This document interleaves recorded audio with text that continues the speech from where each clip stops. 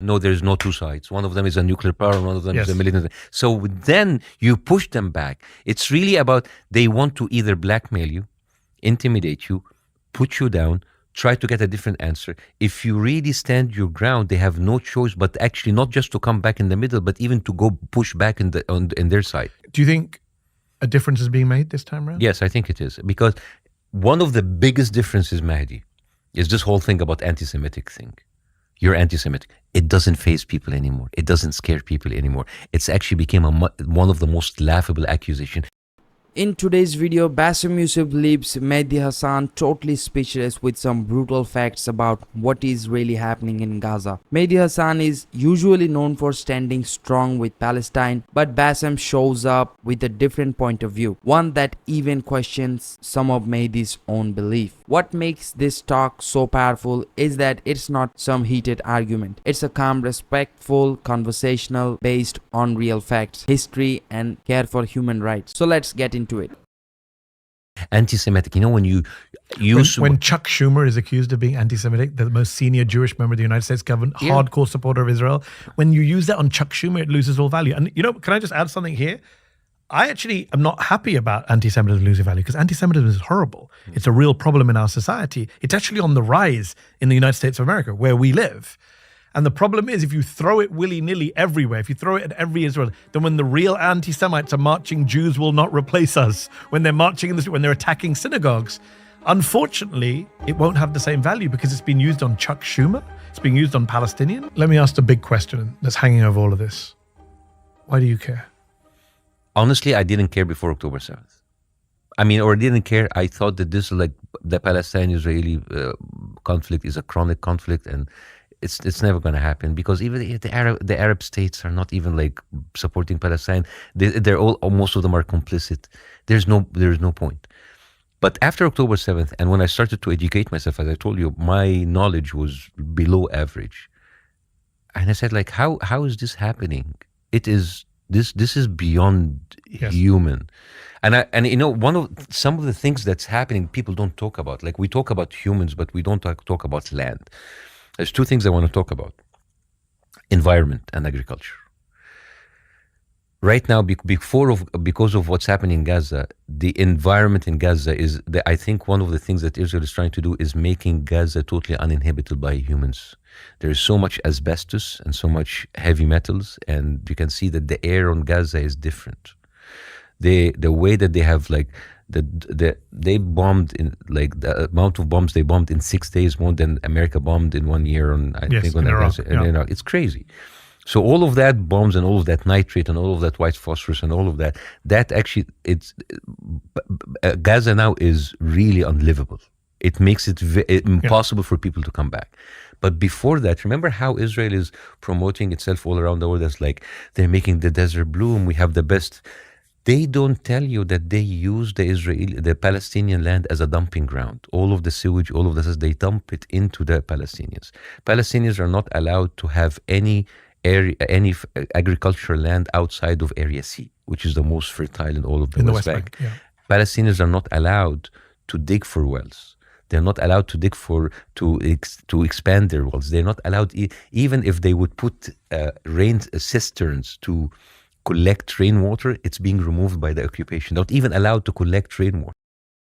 Mehdi Hasan makes a strong point about how the word anti-Semitism is often misused to shut down any criticism of Israel. He warns that doing this takes away the true meaning of a word that should be taken seriously. But Bassem Youssef goes even deeper. He opens up about how his own views changed after October 7th when he finally started researching the situation in Gaza in detail. What he discovered shocked him. One of the most powerful part of their conversation is when Bassem shifts the focus from just politics or human rights and talks about something we rarely hear about: the destruction of the environment and agriculture in Gaza. He explains how Israel bombing have filled Gaza with dangerous toxins from asbestos and heavy metals to white phosphorus, making the air itself poisonous to breathe. He points out that in just 6 days, Israel dropped more explosive on Gaza than the US did in an entire year in Afghanistan. That's not just dangerous, it's total destruction. And it's not just Gaza. In the West Bank, Palestine aren't even allowed to use the land properly. They are banned from digging new wells, collecting rainwater, or accessing Area C, the most fertile part of the land. Meanwhile, Israel settlements take full advantage of that land and dump their sewage and waste onto Palestinian areas. Bassem Youssef's message is clear. This isn't just about checkpoints and borders. It's about cutting off every basic part of life, like clean air, clean water, and the ability to grow food.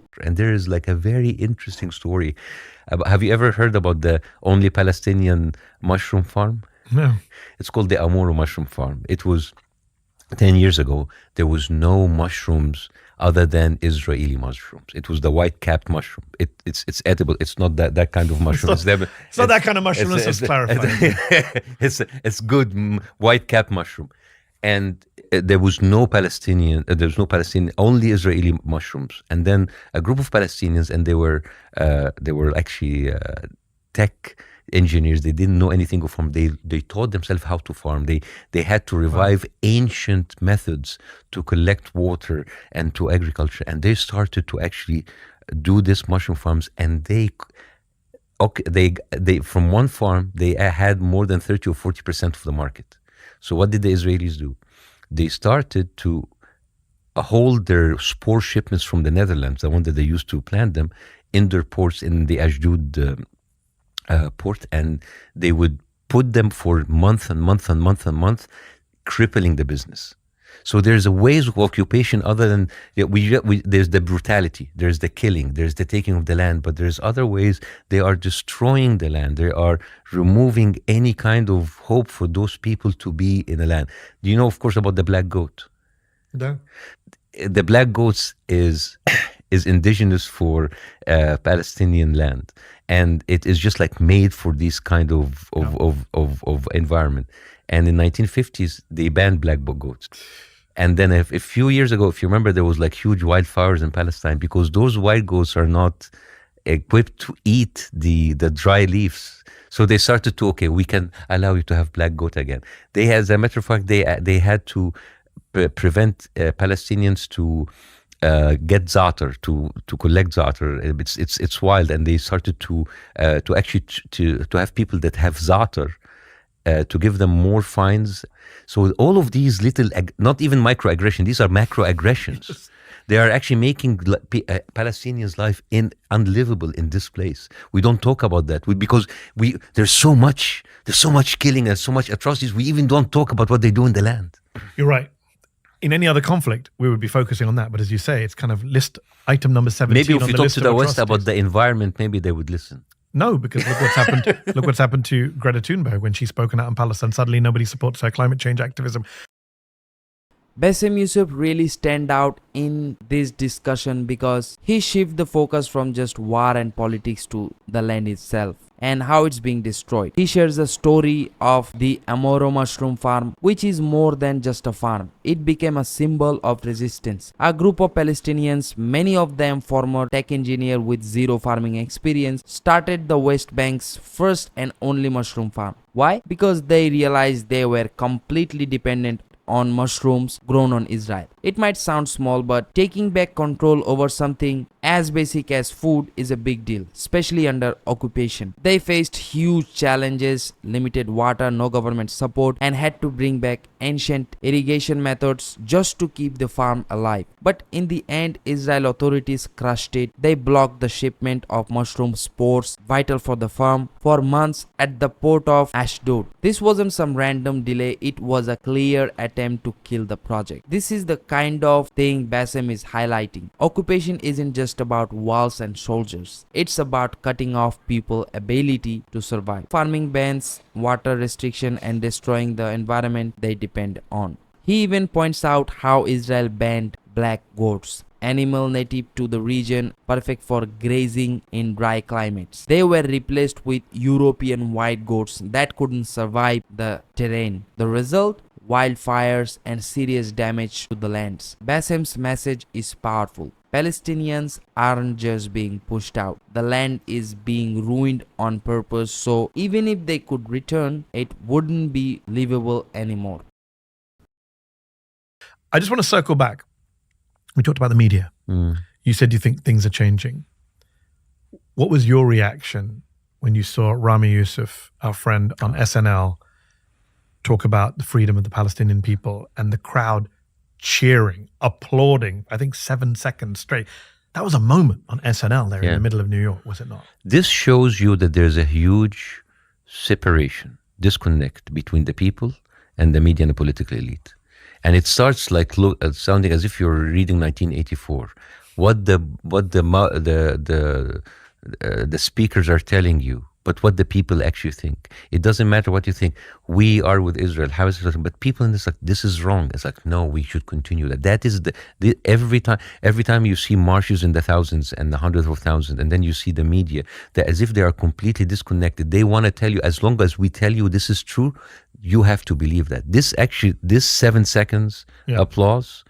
The people coming to Congress, people say, how the hell you're doing? This is a complete disconnect. How is this a democracy if your representatives don't even empathize by their, when you have someone like, what's his name? The guy who lost his legs. Brian Mast. Brian Mast, yeah. Brian Mast. When he said like, wore IDF uniform. He didn't just wear IDF uniform. Kids, he said like, there's no Palestinian innocent kids. Yeah, they should, and there would be more of them should be destroyed. That kind of vitriol. But who did they censor in Congress? The Palestinian woman. Rashida Tlaib. By the way, what Rami did was actually brilliant, because he said, my friend called me and he said, please pray for my dog. Yes, genius. And then he said, I pray for the Palestinian, I pray for the hostages, and please God, please help the dog. So it's just like, because Americans will maybe react for a dog's pain more than Palestinians, which is very brilliant, but very, very painful. He's painful and he's a comedic genius. Okay, so people expect Rami to do that. People expect you to take on Piers Morgan. People hear me on MSNBC when I was on there, or Ayman Mohyeldin, and would say, okay, look, the brown Muslim folks are speaking up. What about when the white liberals do speak up? And I'm thinking of old friend of yours, Jon Stewart, on The Daily Show, back on The Daily Show, doing a lot of coverage of this conflict. John Oliver did a brilliant monologue right at the start. I think he was one of the first to kind of break the dam post-October 7th. How do you interpret what they are doing? So John Oliver did a good piece, but even in that piece, and I understand it was 4 months ago, it has to be said about like, oh, but Hamas didn't accept any kind of peace and they went and killing. And so, okay, we have to accept that.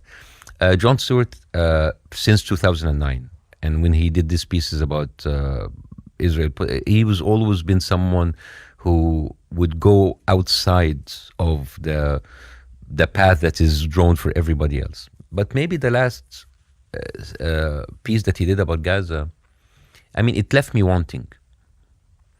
I mean, I appreciate him going, but and he started the piece very strong about talking about like us Americans giving the arms of Israel and how like we should stop that.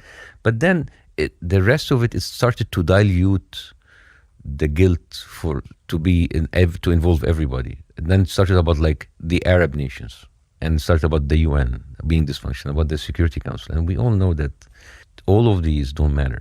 It's really right now, none of them matter. I mean, I agree they all have blame to take. Yes, of course. But right now, they're not the ones killing 32,000 people. But you don't. But like you don't. It's really about America and Israel, nothing else.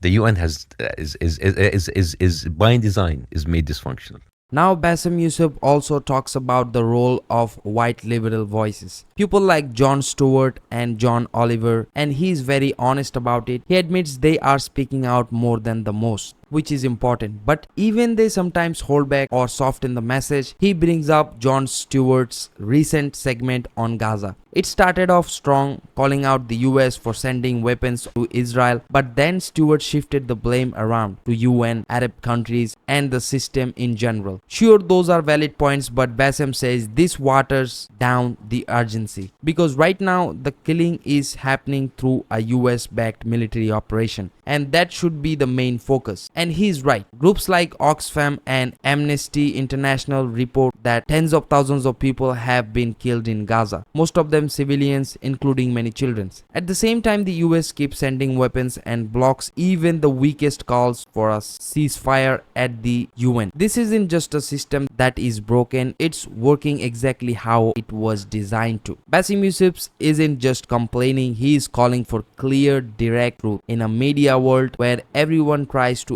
appear balanced, Bassem is saying, stop tiptoeing around the truth. And what is interesting is that people are starting to listen, not just in pro-Palestine spaces, but even on big mainstream platforms like Saturday Night Live.